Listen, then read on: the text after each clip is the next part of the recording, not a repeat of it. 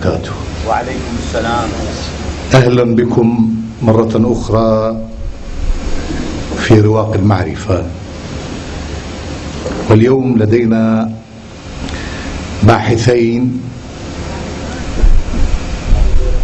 باحثان في موضوع مهم يكاد يشغل الثقافة العراقية في هذه الفترة، وهو تسليط الضوء على شخصية مهمة، مفكر اجتماعي، بل لعله التجلي الكبير للثقافة العراقية في خارطة الثقافة العربية بشكل عام.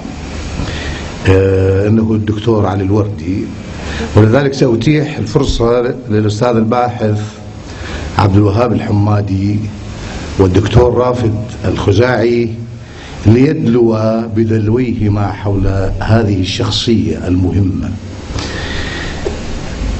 الأستاذ عبد الوهاب الحمادي بكالوريوس آداب اجتماع، مواليد مدينة الناصرية، وخبير قضائي في العمل والضمان الاجتماعي، عمل مفتش في وزارة العمل والشؤون الاجتماعية، صاحب مكتب للطباعة والاستنساخ والنشر. الناشر هو لكتاب من وحي 80 للدكتور علي الوردي، وهو من الطلبة الأوائل، أي من طلابه. طبعا الكتاب هي الطبعة الأولى من وحي 80، ورافقه قبل رحيله بارتياد مجالس بغداد الأدبية والمنتديات الثقافية. وبمناسبة الذكرى 16 لرحيله يتحدث عنه بمحاضرة بعنوان الدكتور علي الوردي سيرة وذكريات. هو يشير إلى أن وفاة الدكتور علي الوردي كانت في 13/7/1995. أما الباحث الثاني فهو الدكتور رافد على جاسم الخزاعي، تولد 1964. احنا اليوم فرحانين لأن عندنا شيخ وعندنا شاب في هذه الجلسة. خريج كلية الطب جامعة صلاح الدين أربيل عام 88، دبلوم عالي بالطب الباطني من جامعة الكوفة 98، ودكتوراه في الطب الباطني الهيئة العليا للاختصاصات الطبية عام 2000، MRCP من 2007 من جامعة غلاسكو، دبلوم علوم عسكرية عام 89، دبلوم عالي بالتخطيط الاستراتيجي من معهد كارمن من واشنطن، طبيب استشاري وتدريسي في كلية طب الكندي ومستشفى الكندي. طبعا طب الكندي أعتقد تابع إلى جامعة بغداد. طب استشاري في كلية مستشفى اليرموك، تدريسي في كلية طب المستنصرية، ومشرف على مركز اليرموك للبورد العراقي والعربي. يعد ويقدم برنامج حياة الديار، عيادة الديار، وهذا العتب على الخزاعي الآخر اللي كان يكتب لك وانت ترد لك كاتبها حياة الديار. عيادة الديار برنامج ثقافي وصحي. هو طبعا يبدو من كتابه يدعوكم إلى مشاهدة البرنامج، لأن كاتب الأحد من كل أسبوع. ويعد ويقدم برنامج عيادة الرشيد من FM إذاعة يوم الاثنين من كل أسبوع. مشرف على برامج النساء أولا في قناة الفيحاء، وما قال الوقت، نتمنى يقول الوقت. يوم الثلاثاء الساعة 9 مساء، الساعة 8 مساء. فضلا عن دراسته الطبية فهو أديب وشاعر وروائي. يتفضل الآن الأستاذ عبد الوهاب الحمادي ليحدثنا عن أستاذ الدكتور علي الوردي، فليتفضل. أسعدتم مساء. محاضرتي بعنوان الدكتور علي الوردي سيرة وذكريات. الذكريات هي ما تجمع لدي من ذكريات مع الدكتور الوردي باعتباري أحد طلابه في كلية الآداب لقسم الاجتماع جامعة بغداد. وما تجمع لدي من ذكريات في ارتيادي معه مجالس بغداد الأدبية والمنتديات الثقافية، ونظرا لضيق الوقت فأكتفي باثنتين من الذكريات، أحداهما من كلية الآداب والثانية في مجالس بغداد الأدبية. في أولى محاضرات الدكتور علي الوردي أخذنا مشيا على الأقدام إلى السدة الشرقية، وهي سدة ترابية بنيت في زمن العهد العثماني ناظم باشا، وسميت سدة ناظم باشا لدرء الفيضان عن مدينة بغداد. والوزير في كلية الآداب كانت في الوزيرية القريبة من هذه السدة. أخذنا الوردي مشيا على الأقدام ووقفنا على هذه السدة الترابية وشاهدنا ما وراء السدة عشرات الآلاف من الصرائف والأكواخ في حالة يرثى لها. وبدأ الوردي يدخل في هذه الأكواخ والصرائف ويسأل عن الحالة المعيشية لهؤلاء العراقيين الذين هربوا من ظلم الإقطاع في المدن الجنوبية من العراق وجاءوا إلى العاصمة بغداد وسكنوا هذه الصرائف والأكواخ، وسميت المنطقة بالعاصمة. وأثناء تجوالنا في هذه الأكواخ والصرائف شاهد الوردي رجلا كبيرا متكئ على عصاه ويتجول بين هذه الأكواخ، فسأله الوردي: لماذا تركت الريف والزراعة وأتيت إلى بغداد؟ فأجاب متألما متحسرا، جاب بأبيات من الشعر: جئت تشرد البغداد منها العشيرة، لا تجبر المكسور لا بها غير. جئت تشرد البغداد منها الفلاحة، لا تشبع الجوعان لا بها راحة. وهو يمثل الآلاف من الذين ظلموا بالإقطاع في العراق وهربوا ولجأوا إلى بغداد العاصمة.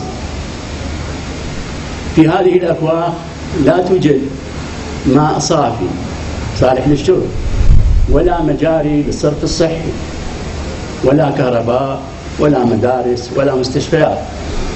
كان الجوع والمرض والفقر يحيط بهذه الآلاف من العراقيين.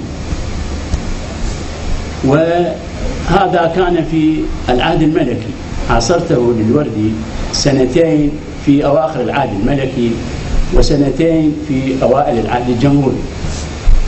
بدأ الوردي يكتب عن هذه الشريحة التي يعمها الجوع والفقر والجهل والمرض، وبدأ في كتاباته الاجتماعية عن هذه الشريحة.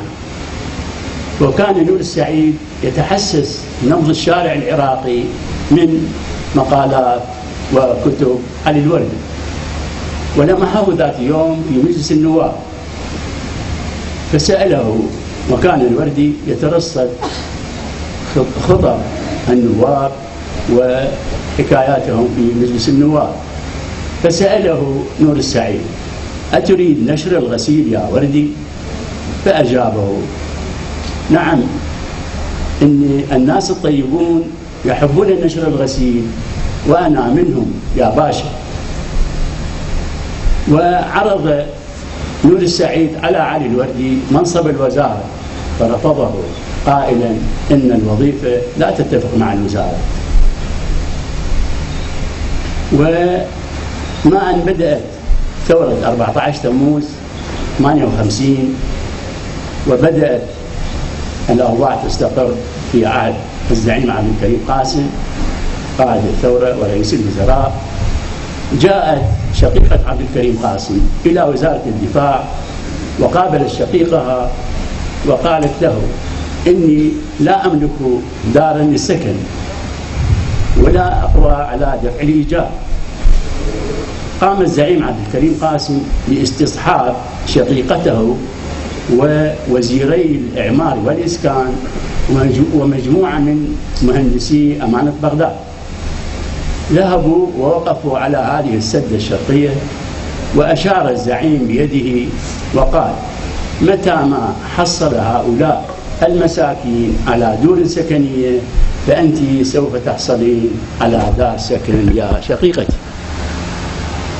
وفعلا بعد أشهر من استقرار الثورة بدأ عبد الكريم قاسم بإلغاء كافة الصرائف والأكواخ المحيطة في بغداد، وشيدت مدينة الثورة بدلا من هذه الأكواخ التي وراء السدة، وشيدت مدينة الثورة والشعلة بدلا من أكواخ الشاكرية، والشاكرية سميت نسبة إلى شاكر الوادي وهو صاحب الأراضي الواسعة حيث قام الريفيون المهاجرون بالسكنة في هذه المنطقة وسميت بالشاكرية.